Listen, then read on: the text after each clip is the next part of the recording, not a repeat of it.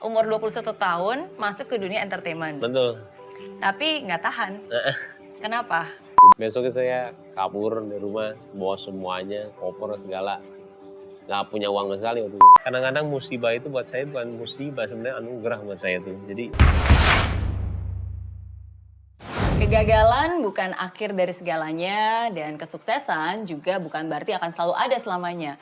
Yang paling penting adalah hidup itu selalu naik turun, silih berganti, tapi keyakinan dan keberanian untuk terus melangkah itu yang harus kita miliki. Dan di Zero to Hero hari ini kita akan banyak belajar dari seorang Mbak Imwong. Hai bosku. saya juga selalu semangat. Yeah.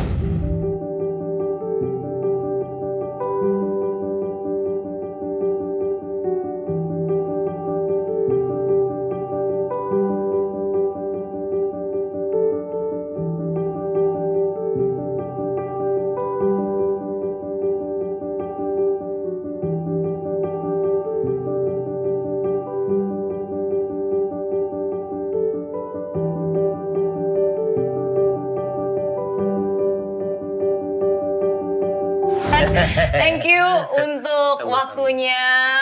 Saya tahu Mbak Im tuh sibuk banget, Enggak. banget. Sama-sama. Apalagi sekarang ada Kiano. Iya. Benar nggak sih? Harus, dia kalau pagi tuh harus selalu sama Kiano. Iya bener, keluarga tuh harus nomor satu, tapi gimana ya? Mesempatkan diri pokoknya. Menyempatkan diri. Oke, it's not about having time, tapi making the time. Betul, Benar nggak sih? betul Karena kan banget. semua orang pasti nggak punya waktu, tapi kita harus meluangkan waktu untuk hal-hal yang penting dalam hidup.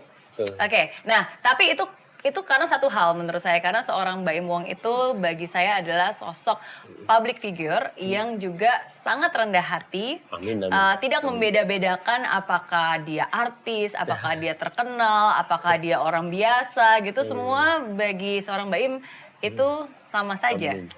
Amin, iya. Bener nggak? Diusahakan terus-menerus kayak begitu. Misalkan ya. Oke, nah itu tapi salah satu hal yang menarik nih. Pertama-tama thank you Mas Baim udah membagikan kisahnya di buku Oh iya, Impossible. bagus banget bukunya. Bagus karena dalamnya ada kisah Baim. And then dari sini aku belajar banyak dari seorang Mbak Im Wong bahwa ternyata salah satu hal yang membuat Mbak Im merasa nggak boleh jadi orang sombong karena ternyata dulu pernah punya pengalaman Iya. melihat artis yang sombong. Bukan, Gimana sayanya. ceritanya? Oh gitu. Iya, sayanya juga waktu itu juga pernah melihat juga sih, maksudnya nggak suka aja ya. Saya terkadang waktu dulu tuh trauma malah sama orang kaya sebenarnya. Saya nggak suka banget melihat orang kaya. Kenapa? Karena menurut saya dia itu ya tingkat kesombongannya itu lebih dan kadang-kadang tidak memanusiakan manusia. Tapi bukan semuanya orang kaya ya. Tapi terkadang yang saya lihat itu seperti itu. Makanya saya seringnya ke bawah. Nah waktu itu juga kalau misalnya dibilang sombong juga sebenarnya saya juga sempat mengalami stigma itu ya. Jadi ketika adalah kita bisa bilang waktu itu lagi naik-naiknya lah. Ya. Tiba-tiba tanpa disadari juga yang menegur saya itu adalah teman baik saya. Dia bilang apa, Im, lu berubah ya katanya. Sedangkan kita ngelakuinnya keseharian kayak biasa aja gitu loh, nggak seperti berubah sama sekali kita aja.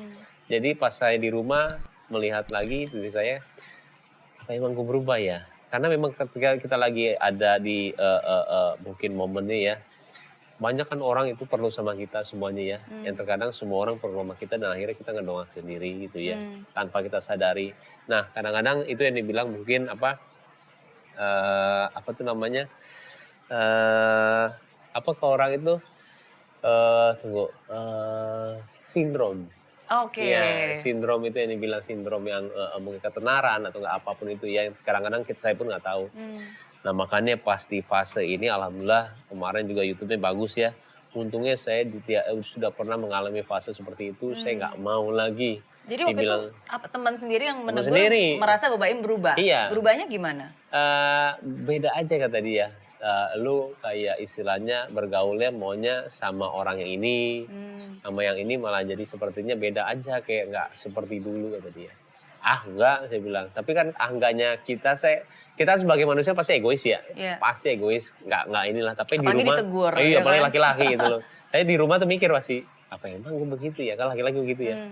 Nah dia mikir dan ternyata iya gitu loh. Dan akhirnya pas sekarang tuh fasenya supaya saya tidak istilah di arah gitu lagi, saya tuh makanya suka ke bawah terus supaya menetralisir apa yang ada.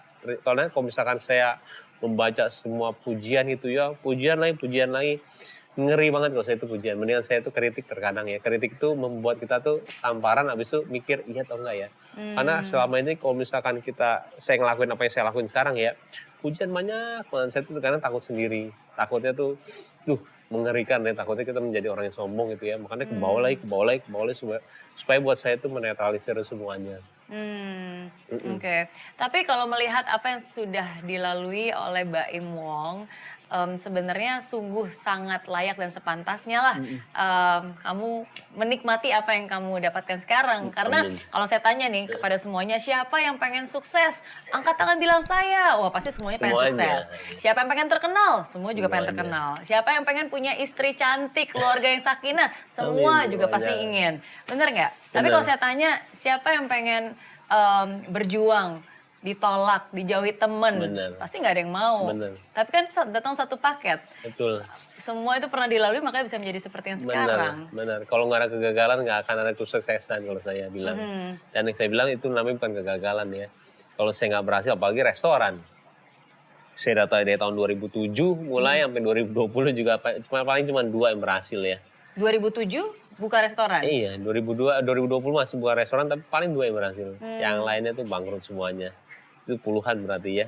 Jadi kalau saya bilang saya selalu bekerja keras dan saya selalu mimpi saya tuh selalu saya genggam gitu ya, walaupun orang tua, orang terdekat kita, mau pacar segala bilang itu udah jangan ngumpulin uangnya dari ini aja, entertainment aja, syuting ini, sayang duitnya habis mulu gitu loh. Tapi Iya. saya nggak pernah mendengarkan itu karena saya yakin saya akan berhasil gitu loh. Oke. Tiba-tiba ya rezekinya bukan dari restoran, tiba-tiba dari YouTube yang Iya. sebenarnya Allah tuh cuma mau ngelihat kayak sampai mana sih kerja keras tuh gitu loh. Nanti nih akan ada nih 2020 atau 19 nih dari sini, coba deh. Dan akhirnya memang apa yang saya bayangin di restoran. Jadi restoran itu kan sebenarnya saya ngelakuin juga. Saya bilang ke diri saya tuh kayak acting yang saya lakuin itu sebenarnya bukan suatu pekerjaan. Karena kenapa acting itu tidak bisa dibilang pekerjaan karena kita per bulannya nggak tahu ada atau enggak. Dan kalau misalnya dibayar itu ya sebenarnya gede tapi kalau membuat kehidupan itu susah ya, dalam arti kita nggak, apalagi kalau udah punya keluarga. Nah saya mau per bulannya itu saya tetap, dan itulah saya kenapa buat restoran Tahun supaya 2007. Iya. Karena merasa bahwa dari acting mungkin penghasilannya nggak tetap. nggak berarti tetap, ya. ada tiba-tiba ada gede, Iya. tiba-tiba nggak ada, bisa bulan-bulanan itu loh, nungguin callingan, kayaknya buat saya untuk itu resiko ya. Iya. Terus buka restoran apa waktu tahun 2007? 2007 itu pertama di Bali sama Raffi. Oke. Di Bali, abis itu saya mulai ke Jakarta buat ada Petromak, ada bakmi, ada Pablo, ada bakmi lagi, ada roti bakar, semuanya saya coba. Semuanya coba dan akhirnya semuanya juga yang sama orang lain juga nggak berhasil semuanya. Akhirnya yang berhasil itu cuma ada Petromak sama Food Garden, nah itu menuai hasil. Tapi yang lainnya bangkrut semua. Kayaknya teman-teman dekat semua tahu deh. Saya kayak gimana. Sampai Paula pun katanya menikahi saya sebenarnya saya udah bilang sama dia ketika saya mau nikah kenal sama dia 2 minggu gitu ya. Dia kan model kelas A plus gitu ya. Yang orang-orang ngeliatnya kok model tuh dari bawah ke atas lah kalau ngeliat orang gitu ya. Kayaknya semuanya di perintilan gitu dilihat gitu kalau laki-laki tuh. Jadi pas dia sama saya bilang sama dia, kalau emang kamu mau nikah sama saya itu gara-gara saya orang kaya, jangan ya. Karena sekarang lagi susah nih 2018 gitu ya. Ini rumah aja sebenarnya bohongan lah, istilahnya bohongan dalam arti ini KPR. Sekarang aja lagi susah gitu loh. Jadi jangan mikir kalau saya itu orang kaya, cuman saya saya akan jadi sukses, saya bilang gitu. Tapi saya harus kerja keras, saya bilang. Kamu mau nggak di samping saya bilang. Itu semuanya saya pure, saya bilang sama Paula seperti itu. Yang dia pun terkaget-kaget, takutnya dikiranya saya itu ini orang apa ya maksudnya ngomong kayak begini. Karena buat saya tuh mendingan saya jujur semuanya, nggak ada beban di badan saya. Kalau misalnya dia nggak suka, ya udah jangan sama gue gitu loh. Karena waktu gue juga udah 37 nih, udah nggak ada perlu drama-drama lagi dalam kehidupan gue gitu loh. Dan akhirnya udah dia terima dan alhamdulillah ya kita dapetin rezekinya dari sekian 13 tahun saya nggak berhasil, tiba-tiba ya di YouTube cuma dengan berapa bulan doang. Kayaknya buat orang itu hoki atau enggak pesat banget ya. Buat saya tuh penantian saya lama banget. Untuk mencapai itu lama banget. Dan buah dari kesabaran dan Bener. keyakinan Bener. dan juga anugerah dari pernikahan. Iya benar. Saya bilang rezeki istri gitu. Rezeki istri. Oke. Nah, kan semua orang tahu kesuksesan ya. Tapi hari ini saya ingin mengupas lebih banyak tentang kegagalan dan kegagalan dari seorang Mbak Im Wong. Oke, bukan untuk mengingat kegagalannya, tapi seperti yang tadi Mbak Im bilang kan ada pembelajaran dari setiap kegagalan. Jadi satu persatu ya berarti ya, boleh ya? Boleh. Karena aku menarik banget nih yang Mbak Im cerita juga di bukunya bahwa umur 21 tahun masuk ke dunia entertainment. Betul. Tapi nggak tahan. Kenapa? Grogi terus. Di depan kamarnya grogi mulu gue. Malas karena saya mikirnya ngapain saya ngerjain sesuatu kerjaan walaupun dibayar gitu tapi nggak nyaman. Menurut saya makanya saya paling nggak setuju kalau orang itu juga ngerjain sesuatu dia lihat jam ya dalam arti. Walaupun emang nggak apa-apa juga. Misalnya jam 9 nunggu pulang jam 5. Saya bilang kalau memang passionnya orang itu kerjaan itu nggak ada waktunya saya bilang. Yang bisa ngebatasin adalah istilahnya fisiknya dia. Tapi kerjaan tuh kalau saya bilang dari dulu sampai sekarang saya kerja nggak pernah ada waktu. Saya seneng aja ngerjainnya. Nah itu waktu dulu tuh saya kayak ngeliat kamera maksudnya tegang lah. Akhirnya saya berhenti. Sampai akhirnya balik lagi. Baru saya mulai... Kenapa balik lagi kalau nggak suka? Nggak punya duit. Nggak punya duit. Realistis ya? Oke. Nggak punya duit. Jadi akhirnya casting lagi sana ditolakin kanan kiri. Akhirnya potong rambut lagi, tolakin lagi kanan kiri. Akhirnya baru mulai diterima dan akhirnya saya di situ tapi sebelum diterima saya udah baca buku mengenai acting, saya udah mulai serius. Waktu itu susah banget ya. Pelajaran mengenai acting itu di Indonesia itu sangat jarang sekali. Sampai nyari-nyari ada juga sekolah Eka Sitorus ya. Saya pun ikut itu dan akhirnya juga yang paling banyak saya belajar itu adalah buku. Buku juga susah tapi ada di tim, sebelah tim itu ada buku lama. Saya sering beli di situ. Sekarang nggak tahu masih ada atau enggak, cuman buku yang saya ingat itu adalah buku Stanislavski, persiapan seorang aktor dan itu patokan saya sampai sekarang. Baca buku terus saya. Untuk mengupgrade diri ya. Betul. Oke, masih ingat nggak waktu itu casting pertama yang dapat? Iyalah, parah lah. Ingat semua lah saya. Oh iya. PH-nya ya ingat semua, tolakin lagi, berapa bulan. Saya pokoknya alasannya itu, dan saya waktu itu udah nggak pernah minta orang tua lagi. Jadi pas mau cukur rambut itu sama teman saya namanya Ardian, sama Niko juga ada di bawah orangnya. Saya minjem uang 300, 200 untuk potong rambut. Habis itu foto lagi. Foto lagi tuh cuman kayak, nih ada foto baru cuman kayak absen sebenarnya. Ini gue ini belum dapat kerjaan. Karena saya kenal sama semua casting directornya. Tapi kok gak dapet ya gue. Akhirnya udah. Nah barulah saya di Cinemark waktu itu diterima. Pertama sekali sih di Multivision ya. Tersanjung 7 waktu dulu tuh ingat banget. Oke. Tersanjung itu berarti lama banget kan itu sinetron tahun berapa itu 2004 apa 3 gitu ya. Dan di situ baru mulai istilahnya serius dan akhirnya pas di Cinemark langsung kayak roket lah. Waktu itu cincin sinetronnya langsung kayak roket. Tapi di situ ya sebenarnya awal mulai karir seorang itu ya ketika kita mulai di atas yaitu awalnya gimana caranya kita maintain, gimana caranya kita bergaul, gimana caranya kita konsisten. Dan itu mulai konsisten dalam acting itu juga fase yang paling sulit buat saya ya. Karena benar kalau kata Mbak Mary tadi gimana caranya konsisten itu paling penting dari semuanya sih. Gimana caranya kita bagus terus nggak ada grafik paling gini doang ya. Tapi jangan pernah begini karena itu bahaya banget karena orang-orang di belakang kita tuh banyak sekali yang mau istilahnya nyusul kita ya. Mau berada di menggantikan posisi kita ya. Itu kan sebenarnya kompetitor sehat ya. Jangan bilang itu adalah istilahnya saingan. Saya paling nggak setuju bilang itu saingan. Anak-anak muda sekarang kalau saya bilang juga masuknya dia itu ilmu baru buat saya. Apa yang nggak saya punya saya lihat dari dia dan saya curi ilmunya. Tapi bukan berarti dia itu saingan. Saya tetap istilahnya apapun itu misalkan ada apa pakai aja dia bagus kok ini selalu ya karena buat saya rezeki itu kita bisa jadi perantara juga melalui dia ya. Karir sudah bagus, main sinetron yang stripping setiap hari, dikenal, harusnya punya uang dong. Iya itu Masa dia. bisa sampai nggak ada uang sama sekali? Apa yang terjadi? Bahkan sampai pernah hutang bahkan. 2012 ya, 2012 saya itu hutang 1,5. Jadi pokoknya titik balik saya itu sebenarnya 2012 sama 2018. 2012 itu saya buat restoran yang besar sekali. Partner saya bertujuh, teman-teman semua. Singkat kata, singkat cerita bangkrut. Dan akhirnya saya dibilang nipu. Nah di situ saya juga ditanyain sama istilahnya, kok ada pengacara juga kita kenal gitu loh. Sekarang saya sedih sendiri ya, aduh kok jadi begini ya. Sedangkan saya waktu itu juga pas dipanggil juga, ya udah mau tanya apa. Karena kan kita istilahnya, gue nggak pernah bohong gitu ya. Sok aja tanya, apa mau ditanyain. Untung ada kakak saya juga sebelah ya. Tapi ternyata semakin kita menjawab yang benar, kok mereka semakin menyudutkan saya. Karena mereka punya profesi ya. Pengacara itu ternyata memang profesinya seperti itu gitu loh. Dalam arti gimana caranya kita itu dibuat istilahnya walaupun benar jadi bersalah. Nah itu tidak ada salah, tidak ada benar ya.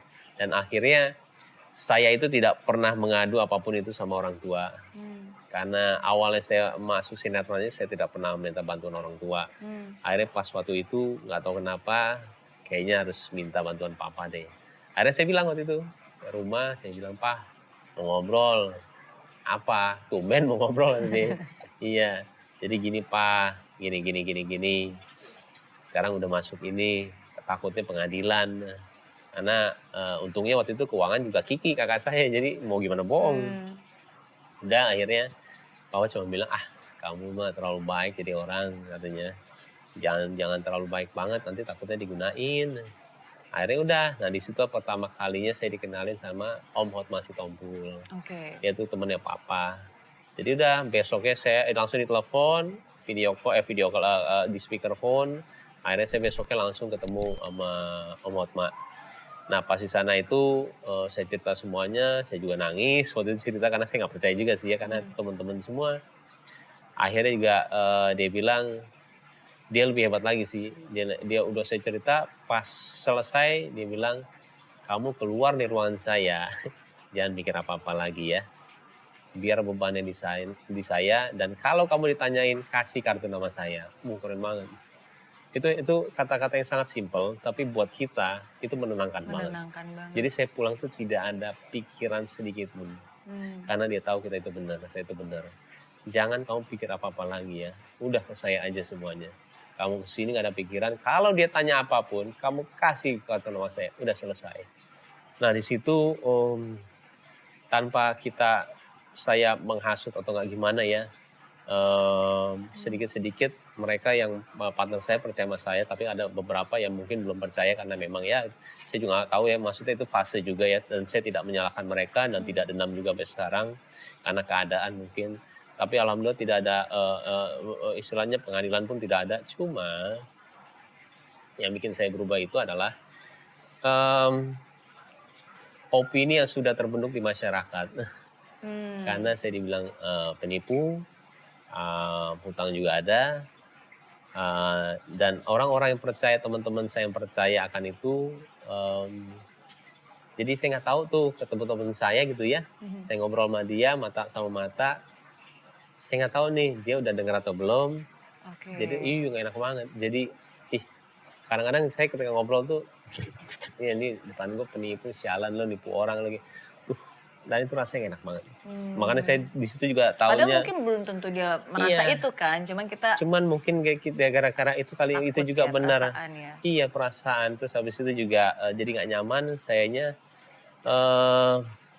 Dan saya orang yang tidak pernah mendefense diri saya kayak gini loh. Saya menceritakan semuanya, yang akhirnya saya itu sebenarnya lu masuk kubu gue dong, ngerti gak sih? Kayak gue. Saya tidak mau karena selama ini saya itu selalu menjadi diri saya sendiri gitu loh.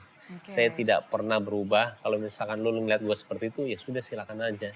Tidak perlu membela diri sendiri. Karena buat saya mendefense itu salah satunya, ya itu yang dibilang tadi, complaining, blaming juga. Lama-lama itu ada defense diri kita supaya lu masuk gue. Saya nggak perlu seperti itu. Apa yang saya lakuin udah emang istilahnya ini kok. Dan saya akhirnya istilahnya saya itu selama 3 tahun saya itu seperti itu. Jadi 3 tahun itu saya nggak dibilang teman nggak ada. Telepon juga udah jarang berdering gitu ya. Saya harus bayar utang juga. Kesenangan saya kalau misalkan saya ada syuting itu seperti dunia lain buat saya. Tapi ketika saya sampai rumah, saya nggak pernah ke mall, saya nggak pernah apa. Karena saya ngeri ketemu teman-teman yang saya nggak tahu teman atau bukan. Jadi saya cuman bisa kayak sholat, nungguin azan, saya ke masjid setiap saat 5 waktu. Dan serunya lagi tuh, saya dulu tuh teman banget, orang yang sangat teman banget ya. Jadi ternyata itu ketika saya ada waktu libur gitu ya, saya nggak tahu mau kemana, akhirnya saya ke keluarga. Dan ternyata kalau setelah kita udah lama, dan itu berlangsung 3 tahun yang tadi saya bilang ya. Ketika 3 tahun itu satu-satu datang ke rumah saya. Saya udah kontrak sendiri. Dan semuanya minta maaf. Maaf ya, kalau kemarin gue ini. Gue sekarang udah tahu kok ininya. Satu-satu. 3 tahun itu lama banget loh. Iya. Gila, 3 tahun saya nggak pernah kemana. Satu-satu datang. Dan setelah itu selesai semuanya, tiba-tiba terbentuk. Saya udah nggak pernah kesini, sesama keluarga terus. Jadi itu memang sebenarnya cara Allah supaya saya itu menjauh dari ini, bukan menjauh ya, tolong deh yang baik yang ini Baim gitu loh. Iya. Tapi kan dari dulu saya nggak bisa diatur, benar-benar istilahnya main terus ya, kita minum, kita apa. Tapi ternyata ya itulah, kadang-kadang musibah itu buat saya bukan musibah, sebenarnya anugerah buat saya tuh. Jadi saya sampai sekarang tuh belajarnya banyak kalau misalkan bicara soal yang namanya bisa dibilang kegagalan ya, makanya bener nggak ada kegagalan kita nggak mungkin jadi orang gitu loh. Iya. Pasti. Dan itu sangat lama saya prosesnya. Iya. Kesulitan yang pada saat itu yang akhirnya membuat Baim dijauhi oleh teman-teman, Iya. tapi justru ya saat itu mungkin Tuhan ingin Benar. menjauhkan orang-orang yang memang tidak tepat Benar. di hidup Hebat Baim dan mendekatkan ke orang-orang yang memang Betul. harusnya tepat. Yang bisa dibilang maha itu ternyata bener ya, dia itu maha segalanya, sampai strategi dia untuk itu pun kita nggak bisa baca gitu loh. Iya benar-benar kita nggak bisa baca, dan akhirnya endingnya gila ya, maksudnya seindah ini ya endingnya ya gitu loh. Yang tadi kita bilang itu adalah musibah buat saya. Tapi kan 3 tahun itu waktu yang sangat panjang ya. Panjang. Sedangkan kan setiap hari aja kalau kita berada dalam kesulitan, setiap menit di pikiran kita tuh pasti kan negatif, Oh iya, khawatir, benar. Oh, benar, ragu, dan benar. kita nggak tahu ini ujungnya sampai kapan. Benar. Apa yang Mbak Im katakan kepada diri sendiri di saat-saat seperti itu? Oh iya, itu benar banget. Jadi sebenarnya itu ada ketika saya juga lagi jodoh juga ya. Saya berhenti jodoh itu dari umur 30 saya udah berhenti semuanya, baru ada 37 gitu ya. Dan sebenarnya 37 itu mau dikasih lihat lah sama Allah nih lo, istilahnya jodoh lo di sini nih gitu loh. Apa sih yang lo lakuin dari 30 ke 37? Apakah akan balik minum lagi? Apakah akan istilahnya begajulan lagi? Coba deh gue ngeliat gitu loh. Dan itu kalau misalnya kita berpikiran secara ini ya, agak stres gitu, dalam arti agak stres, gila loh. Gue udah kayaknya arahnya udah bener gitu loh, udah gak pernah ngapa-ngapain, udah gak pernah ini, tapi kok gak pernah dapet jodoh ya. Makanya terkadang saya suka bingung kalau misalkan orang itu tidak bersandar sama Tuhan ya Allah gitu ya. Dia pengadu sama siapa ya, saya bilang bingung. Karena waktu dulu tuh saya cuman berpikiran, gila ya, satu langit, jangan kan satu langit, 7 langit gitu ya, istilahnya diatur semuanya sama Allah dari perputaran bumi dan segala pun itu ya. Kalau satu detik pun istilahnya terlambat itu bisa hancur semuanya. Masa sih gue ditemuin sama jodoh gue aja gak bisa gitu loh. Suatu hal yang mudah banget gitu loh. Nah disitu pertanyaan yang tadi saya akan jawab, apa sih yang dipikirin sama saya? Saya selalu berpikiran itu ya, apa sih yang masih Allah gak suka tapi gue lakuin? Apa ya gue bilang? Oh gue belum 5 waktu, subuhnya masih ketinggalan, pantesan gak dikasih. Oke deh, kita sholat dulu yuk, 5 waktu dulu, baru setelah itu minta lagi deh. Dan setiap harinya saya selalu seperti itu. Setiap harinya. Apa sih yang masih gak disukain sama Allah tapi gue lakuin? Oh gue masih minum ya, setahun sekali gitu ya. Pas tahun baru kita masih ngerayain dan gue masih minum gitu ya. Nah, itu gak boleh ya. Oke deh, gue gak lakuin. Setiap saat saya seperti itu. Jadi saya tidak pernah menyalahkan, nggak pernah menghardik gitu ya. Allah kok gue nggak dapat tapi malah membalikan semuanya dengan positif, balik lagi ya. Iya. Apa sih yang masih dia nggak suka tapi gue lakuin? Apa ya? Selalu setiap itu. Dan itu menenangkan saya supaya saya itu bisa istilahnya positif terus, dan langkah saya udah jelas gitu loh. Tinggal nunggu aja, orang gampang kok buat dia untuk ngasih gitu loh. Gitu. Dibutuhkan bukan hanya sabar aja ya, karena menurut saya sabar itu bukan hanya masalah menunggu waktu, tapi sabar itu menunggu waktunya tapi dengan sikap yang baik, yang positif. Betul. Karena kadang-kadang orang nunggu tapi sambil ngeluh. Gimana Betul, sih? itu. Kok lama banget. Iya, kadang-kadang malah nunggu tapi sambil negatif ya kan. Tapi bukan berarti saya juga orang yang istilahnya sempurna ya. Iya. Sempet kok istilahnya jalan lagi gitu ya, tapi tanpa minum ya. Kayaknya harus jalan lagi nih, dunia malam lagi. Coba deh, saya ke Leon, saya ke sini, saya lihat istilahnya mau nyari cewek di mana lagi istilahnya. Tapi mudah-mudahan ada yang baik di sini. Pasti ada yang baik, cuman kita istilahnya masa sih nggak dapet gitu ya. Dan itu juga saya lakuin tapi tetap aja akhirnya balik lagi ke rumah lagi. Kayak istilahnya semua cara saya lakuin 7 tahun tuh berbagai macam cara saya lakuin tapi akhirnya ya selalu balik gimana ya dan akhirnya selalu balik dengan pertanyaan itu apalagi ya. Baru mulai istilahnya belajar puasa, habis itu juga belajar sholat duha, tahajud, jadi semuanya saya lakuin sampai akhirnya dapat ya umur 37 itu. Oke. Dan ketika bertemu dengan Paula. Iya, udah kayak apaan tahu. Rezekinya kaget saya juga. Iya, tapi dibutuhkan kejujuran yang luar biasa loh. Bener. Karena ketika penantian masih begitu lama, terus ketemu calon, Iya. pasti kan seorang pria nggak mungkin mau menyanyiakan kesempatan itu. Dan pria pada umumnya ketika berusaha untuk mendekati atau melamar, biasa kan berusaha untuk meninggikan dirinya. Iya, Saya punya gitu ini ya. loh, untuk membuat Bener. kita qualified. Bener, Itu sesuatu iya, yang normal betul. dong, bener nggak? Nah, Untuk itu menunjukkan bahwa kita mampu. Tapi Baim nggak kayak gitu kan, justru bukan meninggikan Kebalikannya. malah kebalik. Saya tuh takut kalau bohong, makanya sampai sekarang tuh saya takut banget kalau bohong tuh. Kenapa? Beban itu loh, beban di berat tuh kayaknya badan tuh. Ya kita bisa fake lah dengan rumah ini, cuman apa yang saya rasain sekarang memang saya lagi ini banget. Saya bilang saya bisa jual apart saya untuk istilahnya bayar KPR saya waktu itu 53 juta ya, waktu itu mahal banget istilahnya buat saya gitu ya. Dan itu memang saya alamin semuanya, dan itu saya nggak bohong. Dan Jadi dia kita bilang ke Paula bahwa bilang. saya nggak punya apa-apa gitu. Iya, saya bilang. Masih Karena ngutang. waktu itu istilahnya saya transisi ya dari bukan salah atau nggak benar ya. Memang itu pilihan juga sih dalam arti saya mau coba deh ke tempat lain itu ya, PH lain mungkin lah saya ini. Itu keputusan yang besar juga lah buat saya tanpa saya harus cerita sebab akibatnya. Dan disitulah permulaan saya yang sebenarnya juga kalau saya bisa cerita tuh permulaan YouTube saya tuh bermulai dari situ ya, dalam arti ketika saya mulai ke cari PH itu ada dua pilihan yang dua sinetron yang harus pilih A atau nggak B. Dan sebenarnya sebagai pemain kan saya tuh sebenarnya mau yang panjang masih ya, dan saya waktu itu milih yang pendek. Udah pikir lama, akhirnya milih yang pendek. Dan akhirnya saya kembali lagi tidak menyalahkan ya. Saya malah istilahnya sebagai laki-laki itu apalagi ya yang harus gue lakuin gitu loh ya. Dan di pilihan itu setelah saya yang pendek itu yang saya lakuin apa coba? Saya buat YouTube. Dan coba bayangin kalau misalkan saya ambil yang panjang. Yang panjang itu saya tidak akan pernah buat YouTube. Jadi ternyata kembali lagi kalau rencana Allah itu ketika memang kita dapat sesuatu hal yang tidak kita inginkan, bukan berarti itu tidak diinginkan gitu loh. Itu adalah langkah sebenarnya supaya kamu itu apalagi mungkin setelah itu kamu akan berhasil banget nih gitu loh. Yang sebenarnya saya emang mau banget yang panjang waktu itu, nggak bukannya ini. Dua pilihan itu yang bikin saya bingung dan nanya sama Paula, saya ambil apa ya, saya bilangnya.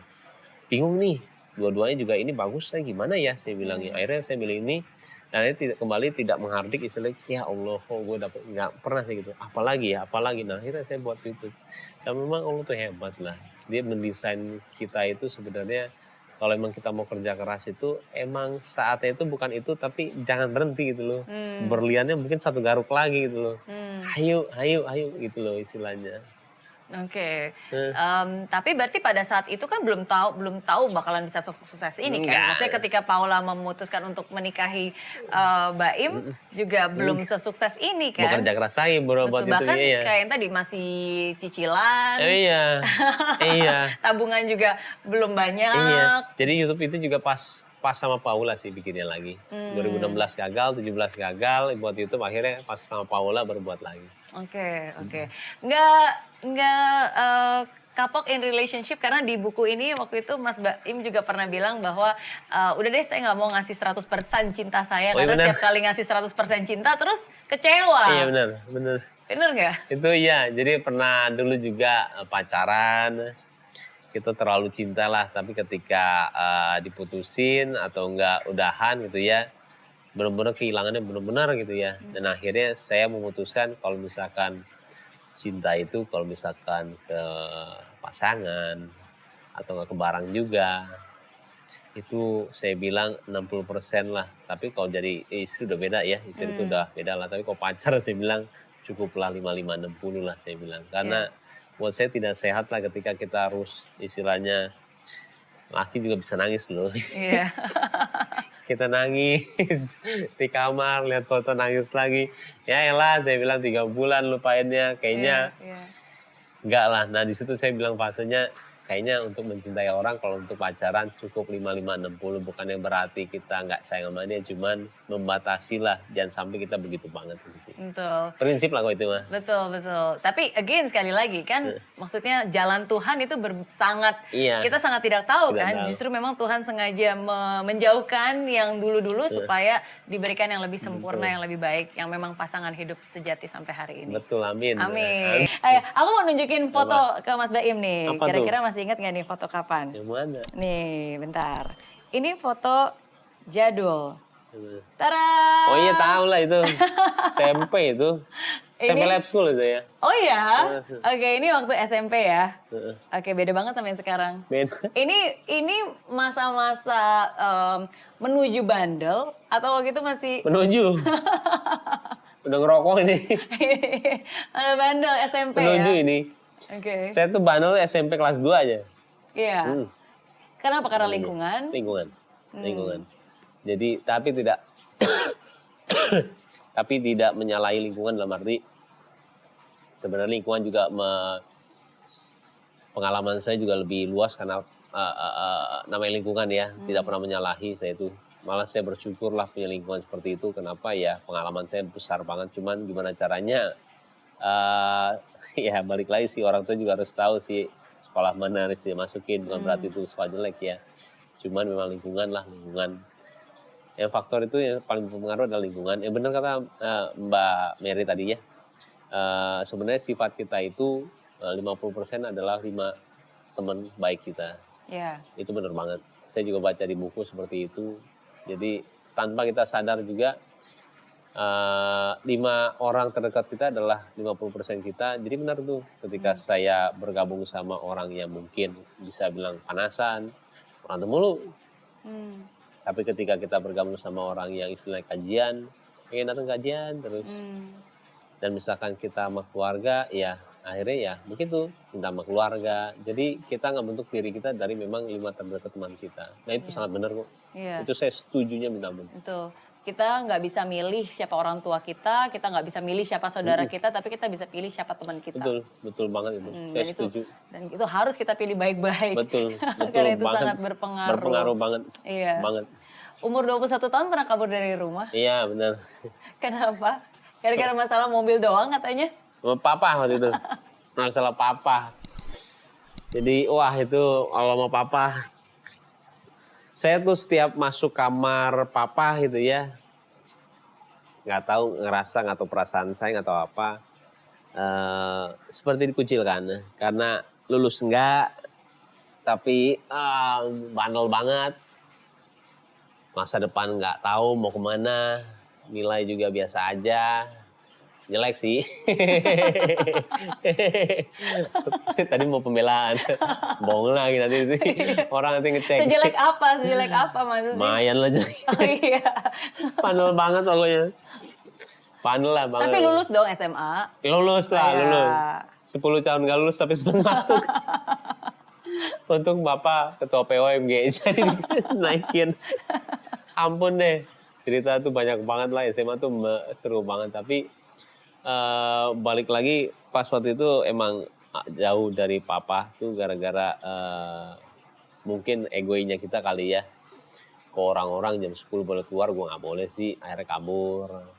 Habis itu terus-terusan akhirnya malah kayak, kok gue gini sih di keluarga gue. Sampai pernah juga bilang, mendingan gue deh keluarga miskin gitu ya. Sayang sama gue daripada kayak begini, gue bilang. Kesel lah waktu itu, kesel banget. Akhirnya udah terus ya begitu. Akhirnya juga ada satu momen tiba-tiba gak diselamatin ulang tahun gitu ya. Kesel kali ya, kesel. Besoknya saya kabur dari rumah, bawa semuanya, koper segala. Gak punya uang sama sekali waktu itu. Waktu itu masih main bilat tuh masih istilahnya mata pencarian lah. Jadi taruhan apalah segala semua itu. Makanya saya tuh bandel banget emang. 6 bulan saya keluar dari rumah. Itu kuliah berarti ya? Kuliah. Saya kuliah 6 bulan dari kampung dari rumah. Ada tuh teman saya di bawah namanya Niko juga, dia saksi saya lah. Saya nginep di rumah dia, nginep di rumah adalah teman-teman saya.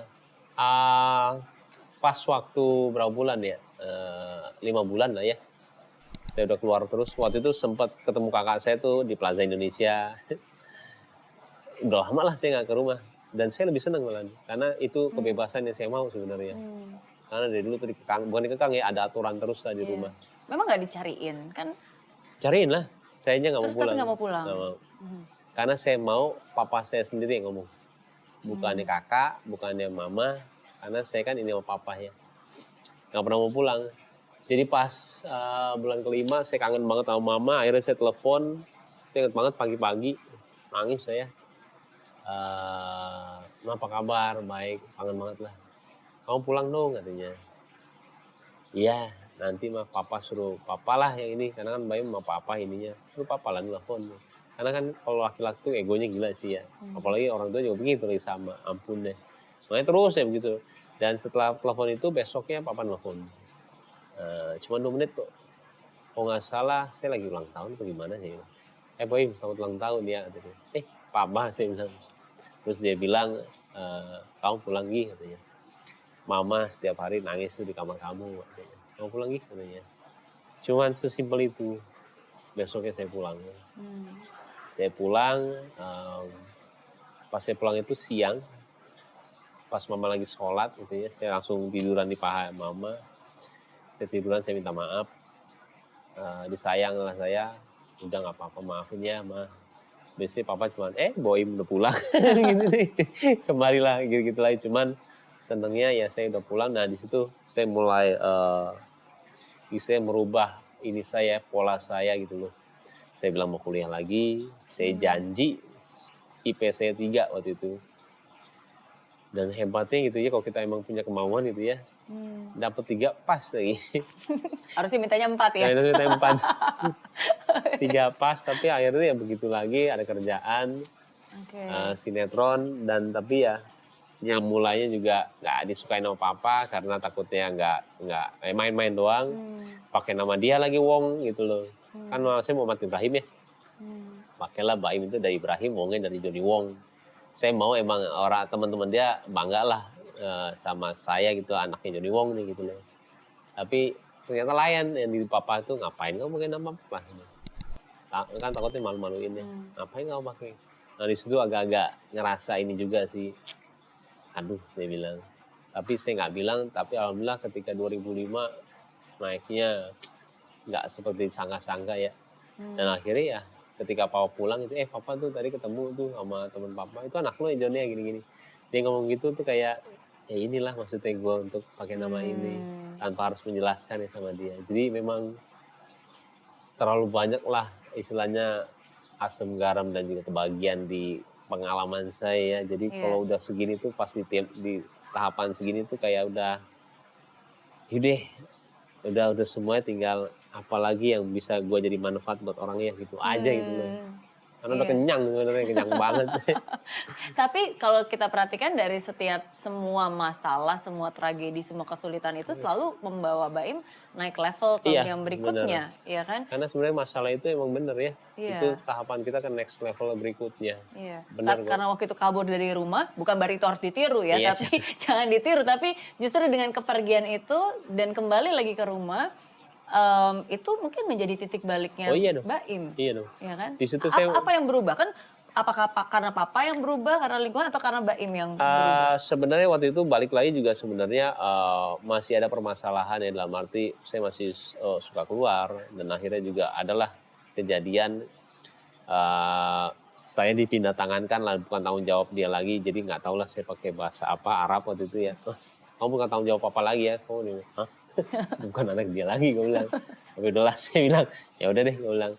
Tapi di situ juga sebenarnya titik balik saya tuh itulah pertama kali saya ikut AW. Ikut AW saya juga nggak pernah mau ikut kayak gitu-gitu. Iya. Nggak pernah mau saya ikut gitu kenapa ya bukan gue banget lah seminar apa-apaan itulah. Tapi tiba-tiba di situ saya dapat sesuatu dan setelah graduation itu saya papa datang dan akhirnya pertama kali juga saya peluk tuh papa minta maaf dan di situ ada tujuan-tujuan kita ya yang kita tulis Saya ingat banget ada sholat 5 waktu, ada fitness, dan juga ada mencari pekerjaan ya. Saya menjadi sukses, saya bilang. Dan itu selalu saya tuju tuh. Jadi kalau udah ditulis di situ, langsung bawahannya tuh apa yang mau dilakuin tuh ya. Iya. Mau casting, mau apa, mau ini, itu Harus semua. ada action plan-nya dong, action bukan plan-nya di cuma bawah mimpi banyak banget doang. tuh. Betul. Cukur rambut, ini semuanya tuh action plan-nya. Foto lagi, habis itu casting tuh ini, terus saja. Oke. Nah di situ tuh mulai yang namanya perjuangan lah istilahnya. Iya. Perjuangan yang ini loh, itu sulit banget. Itu karena itu fase itu tuh di saat saya udah yang tadi saya bilang tuh 21 Iya. saya syuting, saya berhenti. Iya. Nah fase di tengah-tengah itu Iya. dan kita bilangnya di OI ya tujuan itu. Di OI-nya saya waktu itu mau syuting lagi. Apa yang harus dilakuin ke bawahnya. Oke. Akhirnya udah tuh berjuang selama 6 bulan ditolakin terus dan akhirnya tadi saya cerita akhirnya masuk. Oke. Tapi kadang memang harus dipaksa dulu sih. Iya, Ya bener, kan harus bener. jadi bisa ya jadi terbiasa. Dan harus yakin nggak tahu kenapa. Kalau saya tuh nggak tahu ya punya sifat tuh saya nggak tahu kenapa. Iya. Kenapa ya gue punya keyakinan tuh kadang-kadang melebihi orang lain gitu loh. Yang kadang-kadang orang lain tuh bisa istilahnya jangan udahlah lu udah cukup gitu loh. Tapi nggak tahu tingkat saya keyakinan saya untuk berhasil tuh sangat tinggi banget ya gitu loh dalam Di arti. atas rata-rata manusia biasa. Iya, terkadang saya tuh juga suka bingung ini benar ini positif atau negatif ya saya bilangnya karena takutnya emang jebol ya tiba-tiba ya dengan resiko yang kita ambil gitu ya. Buat lagi restoran, buat lagi. Cuman saya selalu ada keyakinan tuh kayak gini loh. Waktu saya nggak punya rumah pun saya udah ngebayangin rumah saya kayak gimana. Oke. Ada kolam renangnya, ada ininya, saya udah ngebayangin semua di kepala saya. Walaupun saya tidak punya uang ke situ ya, tapi selalu saya ada bayangan. Makanya kadang-kadang selalu saya baca buku itu punya cita-cita istilahnya setinggi-tingginya, Iya, digambarkan juga. Dan memang itu benar gitu loh. betul. Apa yang kita ini walaupun sekarang saya belum ada kolam renang yang sekarang gitu ya. Ternyata saya nyari rumah ini saya selalu ingin harus ada kolam renang. Karena itu adalah mimpinya saya. Iya. Gitu loh kadang-kadang saya punya keyakinan yang terkadang saya juga belum punya uang ke arah situ tapi saya akan ke arah sana apapun caranya gitu loh. Betul. Iya. Saya tuh percaya banget sih itu. Ada yang bilang law of attraction, ada yang bilang afirmasi. Tapi itu saya Iya. percaya banget. Kayak kemarin baru ngobrol sama Andre, Sultan Bintaro. Iya, iya. Dia juga gitu dari sejak SMA selalu majang poster mobil BMW, BMW. Dan itu diafirmasikan, pokoknya saya harus punya mobil BMW, harus punya mobil BMW. Harus udah dibayangin dulu. Dan walaupun dari keluarga yang biasa juga? Dari keluarga yang biasa-biasa aja. Dan akhirnya berjuang, akhirnya bisa beli mobil BMW sendiri pada saat itu. Jadi memang kadang-kadang tuh kita harus percaya dulu, baru kita bisa melihat. Gitu. Kadang-kadang kan orang butuh pembuktian. Lihat dulu, mana dulu gitu, baru saya bisa percaya. Malah terkadang kalau orang kaya dulu juga ada teman saya gitu kuliahan gitu, dia selalu bawa BM, kita belum bawa mobil gitu ya. Tapi ada satu kata-kata dia sering saya ingat, kalau gue nanti kerja, gue cukup jadi manajer kok. Istilahnya kerja gaji 2 juta udah cukup buat gue. Malah kadang-kadang kalau orang punya cita-cita seperti itu, dia akan mendapat di bawahnya. Iya. Dan sampai sekarang juga saya ketemu orangnya juga, gila ya, bener loh gitu loh. Iya. Pemikiran kita itu adalah apa yang kita capai gitu loh. Jadi jangan pernah istilahnya pikiran, aduh udah gue cukup segini aja. Akan dapatnya memang segitu atau di bawahnya. Itu bahayanya pikiran sih ya. Benar-benar apa yang kita di pikiran kita itu yang terjadi sih. Itu saya percaya banget. Betul, betul. Jadi hati-hati dengan pikiran karena itu bisa membawa malapetaka atau bahkan membawa rezeki untuk Betul kita. banget, betul banget. Apa nasihat terbaik yang pernah diberikan oleh papa dan juga mama? Oh, dari papa mama. Atau dari siapapun? Kode saya nggak inilah, masih belajar saya. Kalau dari papa mama, mama itu selalu ngajarin kalau kita berhasil, kalau kita mencapai cita-cita kita, jangan lupa sama orang lain. Dia selalu bilang kayak begitu karena sebagian harta kita itu adalah milik mereka. Jadi bukan milik kamu semua, Mbak Im, itu perantara kamu itu. Jadi itu kata-kata yang selalu saya ingat sampai sekarang. Jadi terkadang kalau saya dapat besar itu, gimana caranya saya berpikiran itu bukan uang saya semuanya. Gimana saya membagikannya ke orang-orang yang istilahnya membutuhkan ya. Itu kata-kata yang selalu saya ini ingat sama orang lain. Karena doa mereka itu lebih hebat daripada orang-orang yang bisa dibilang mungkin orang yang mampu. Doa mereka tuh hebat banget, baik. Dan itu yang saya ini. Karena mama dari dulu tuh saya kasih uang tuh saya bingung. kok nggak pernah pakai baju bagus, nggak pernah pakai tas bagus, nggak pernah. Dan akhirnya saya tahu baru pas ketika mama meninggal gitu ya. Papa bilang sama saya, uang kamu tuh semuanya buat orang Purwakarta. Purwakarta kampungnya dia. Saudara dia banyak banget. Semua di sana baik. Makanya kamu nggak pernah nggak lihat ini. Aku nangis saya dengar itu. Saya di situ mudah-mudahan saya bisa mencontoh apa yang dilakukan sama mama saya. Amin, pasti. Amin, amin. Dan sudah dilakukan. Amin, amin, amin. Amin. Kalau dari papa apa biasa nasihat? Kalau dari papa itu tentang perkawinan sih kalau dari papa. Perkawinan itu, kalau orang itu sebenarnya tidak ada yang pernah cocok katanya. Papa sama mama pun nggak pernah cocok gitu loh. Gimana caranya kamu melihat pasangan kamu, jangan lihat kebaikannya. Lihat kejelekannya, keburukannya yang paling buruk aja. Misalkan kamu bisa menghadapinya, tahu cara mengatasinya, kamu kawinin. Tapi misalkan enggak, jangan. Karena memang itu yang akan kamu temuin. Dan tidak ada orang yang cocok, papa mama pun nggak ada yang cocok. Jadi jangan kamu harap kamu sama istri kamu itu cocok. Nggak akan ada pernah orang yang cocok. Jadi benar-benar istilahnya kamu lihat pasangan kamu keburukannya. Kamu pikirin, bisa atau enggak kamu ini. Misalkan dia orangnya nggak sabaran, marahan. Bisa nggak kamu ini? Kalau misalkan bisa, kawinin. Tapi misalkan nggak bisa, jangan. Nah, itu kata-kata yang selalu saya ingat sampai sekarang. Jadi kalau ngelihat orang itu, apalagi pasangan saya gitu ya, dan itu bisa istilahnya ketika saya terapin di pekerjaan saya ke staf saya. Ketika dia tidak cocok sama saya, tapi pekerjaan yang saya tidak bisa lakuin seperti keuangan atau nggak apapun, ketika dia bisa, yang harus menyesuaikan adalah saya. Bukannya dia harus ke sifat saya. Karena saya memerlukan dia. Dan itu pelajaran yang saya bilang bisa dipakai buat di kehidupan saya keluarga. Dan ternyata buat di bisnis juga bisa. Tidak semua orang cocok main. Tidak semua orang harus ngikutin kamu. Tapi kamu harus ngikutin dia supaya kamu itu jalannya benar. Visi kamu itu jalannya benar. Dibutuhkan kedewasaan. Betul. Untuk bisa mengerti dan menjalani yang baru saja dikatakan Oh iya benar. oleh Mbak Im. Itu benar. Karena ego kan? Ego. Maksudnya kenapa seharusnya saya nyesuaiin sama dia? Iya. Orang saya bosnya, ya kan? Iya benar. Tapi dibutuhkan ego. Betul banget. Pelajarannya itu ego yang bisa merusak kebahagiaan. Betul. Oke, 2 pertanyaan terakhir untuk Mbak Im. Boleh. Kadang ya, saya tuh percaya di saat-saat sulit, kadang kita mungkin nggak bisa cerita ke siapa-siapa kan, nggak mungkin kita juga nggak mau menunjukkan kesulitan dan kesedihan kita. Tapi salah satu cara yang paling ampuh adalah dengan berdoa. Betul. Apa yang selalu ada di doa seorang Mbak Im Wong? Oh, doa saya. Doa saya itu yang paling saya ingat adalah saya itu jarang doa untuk dunia sih sebenarnya. Jadi doa yang selalu saya ucapin adalah sebenarnya 4 ya. 5 sebenarnya dengan dihapuskan dosa ya. Pertama pokoknya dihapuskan segala dosanya. Habis itu saya selalu doa, tolong jauhkan saya dari neraka jahanam. Habis itu tolong jauhkan dari saya siksa kubur. Habis itu tolong jauhkan saya dari fitnah dajjal, fitnah setan, atau enggak fitnah yang buruk. Itu 5 yang selalu saya sebutin. Karena menurut saya fitnah buruk dan juga fitnah setan itu buat saya takutnya merusak apa yang udah kita bangun sama ini ya. Dalam arti kebaikan yang kita lakuin ini takutnya, dan kalau misalkan itu ada gitu ya tolong disabarkan gitu loh. Tapi kalau misalkan dijauhkan dari neraka jahanam kayaknya harus saya sebutin terus, karena tujuan saya hidup di dunia itu cuma buat ibadah sebenarnya, bukan buat uang.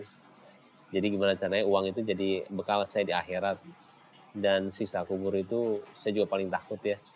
Jadi saya percaya akan ada siksa kubur. Kalau misalkan saya meninggal besok belum siap, akan ada siksa kubur. Tapi misalkan kita punya ibadah yang bagus akan menjadi taman surga.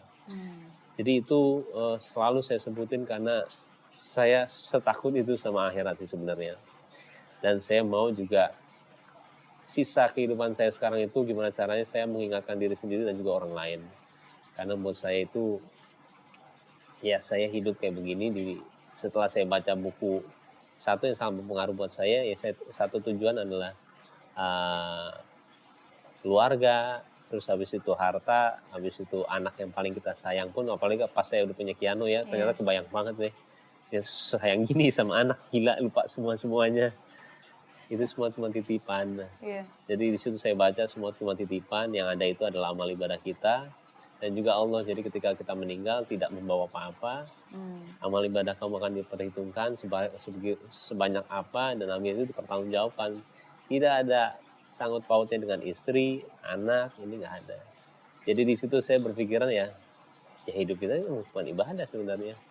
Gimana saya meninggal besok ya saya masuk surga, amin ya. Cuman sangat sulit karena saya tahu banget dosa saya itu banyak banget sih, banyak banget. Gimana caranya memang di ada waktu sekarang tuh, kenapa kalau misalkan orang di akhirat juga misalkan saya baca dari menurut ajaran agama saya, walaupun agama semua bagus ya, saya percaya dan selalu saling menghormati. Cuman di agama saya juga ada cerita juga ketika dia masuk neraka gitu ya, dia cuma bilang tolong kembalikan saya ke dunia karena sebenarnya kewajiban yang engkau perintahkan sebenarnya mudah sekali, tapi kenapa saya nggak kerjakan? Tapi Allah bilang tidak ada waktu lagi buat kamu. Jadi kalau saya bilang sebenarnya apa yang diwajibkan ini sih sebenarnya nggak berat ya. Sholat cuma 5 menit, tapi ya kadang-kadang ketika orang sudah meninggal dia baru menyesal. Nah itu dia sih, itu yang saya takut banget. Ya mudah-mudahan juga di sisa waktunya kita semua gitu ya, apalagi saya gitu ya, mudah-mudahan juga bisa ke arah yang saya bilang memang di sini cuman kayak berteduh di pohon sih kalau anggapannya itu di agama saya. Habis panas, teduh di pohon, habis itu kita yuk dari berangkat yuk. Cuman dunia itu cuman sebegitu sedikitnya gitu loh, yang selamanya ya di akhirat nanti. Jadi itu benar-benar saling mengingatkan, apalagi juga Mami juga dengan semua ininya senang, makanya tadi saya ngisi ini saya gitu ya, maksudnya bisa kita bilang motivasi untuk semua orang, apalagi nonton juga banyak banget manfaat itu yang mudah-mudahan kita ke arah yang sama. Amin. Ya, kita nggak pernah tahu apa yang kita lakukan itu seperti apa, tapi yang kita tahu ya kita berikan yang terbaik. Bener. Dan sesuai dengan yang memang kita niatnya dan kemampuan kita dengan cara kita sendiri. Betul. Kan. Betul banget. Iya. Oke. Terakhir, apa tuh? Iya kan banyak sekarang orang itu gagal, ditipu, difitnah, mencoba banyak hal nggak berhasil. Misalnya kayak tadi buka restoran gagal, buka toko gagal.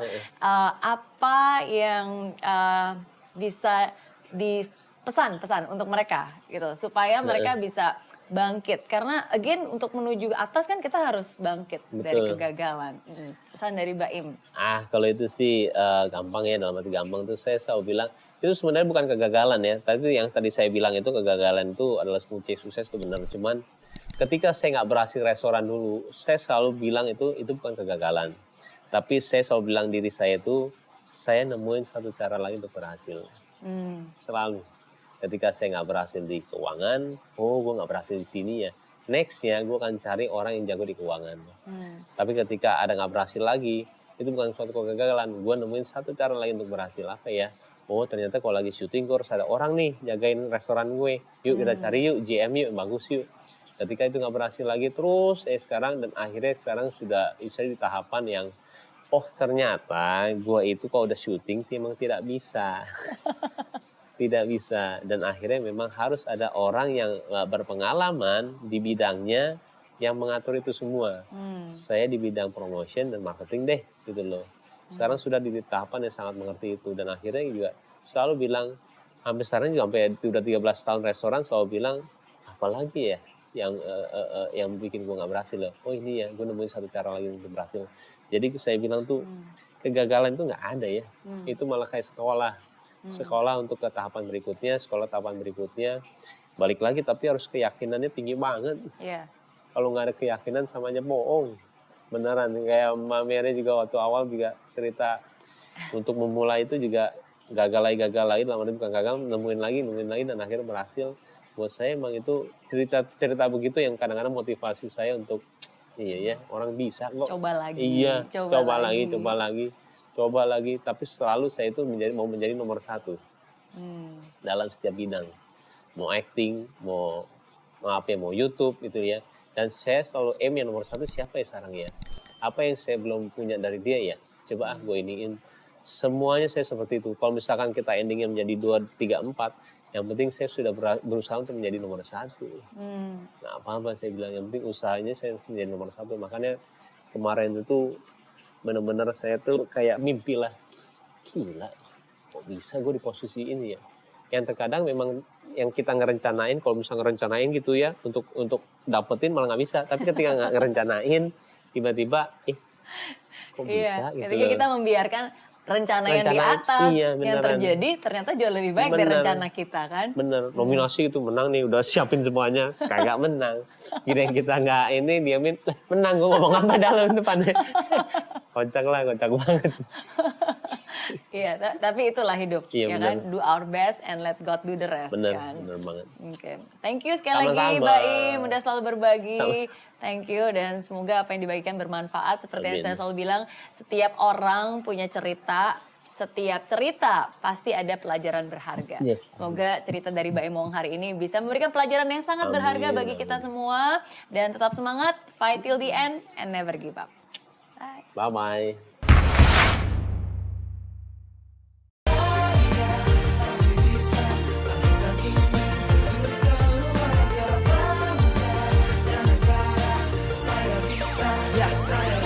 Laksana bumi tanpa hujan, hidup tanpa tujuan, kering dan mati tanpa hijaunya tumbuhan. Demikian kalau mimpi tak kunjung terjadi,